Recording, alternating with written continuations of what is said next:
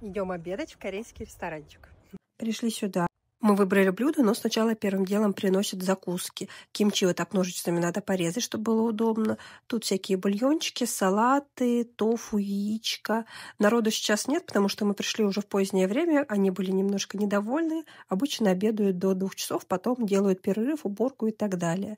Вот главное блюдо. Вот этот рис в горшочке, традиционно сваренный, с полезностями. В описании напишу подробнее про него. Он прям горячий, пар из него идет. Я беру ложечкой чуть-чуть покушать и сверху кладу кимчи и буду кушать. Сейчас мне, скорее всего, будет горячо, но попробовать уже можно, потом надо будет чуть подождать.